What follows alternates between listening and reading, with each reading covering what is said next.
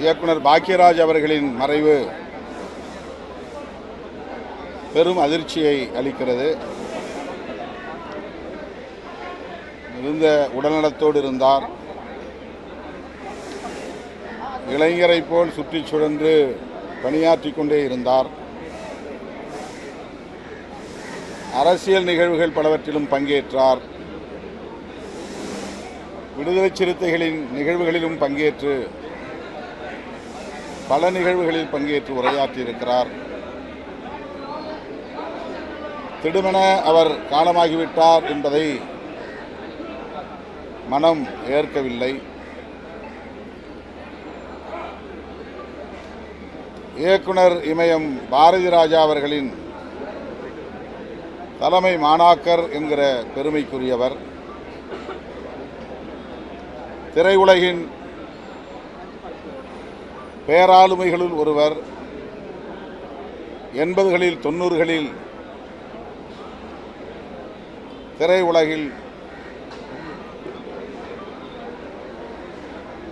மிக பெரும் ஆளுமையாக கோலோச்சியவர்.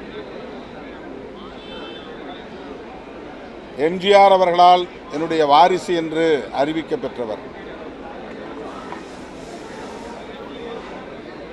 அவருடைய தமிழ் அனைவரையும் ஈர்க்கும் இனிமையான தமிழாக இருக்கும். திரைக்கதைக்கு பெயர் போனவர். இவரைப் போல் திரைக்கதை எவராலும் அமைக்க முடியாது என்று பலராலும் பாராட்ட பெற்றவர். குடும்ப பின்னணியை கொண்ட படங்கள், ஏராளமான படங்களை தமிழ் உலகுக்கு அளித்தவர். எப்போது பாக்யராஜ் படம் வரும் என்று பெண்களெல்லாம் ஆவலோடு காத்திருக்கக்கூடிய அளவுக்கு அவருடைய ஒவ்வொரு படமும் பெண்களை வெகுவாக ஈர்த்த வரலாறுகள் உண்டு.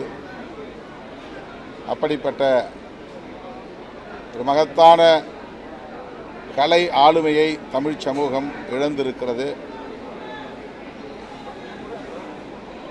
அவருக்கு எமது அஞ்சலியை செலுத்துகிறோம்.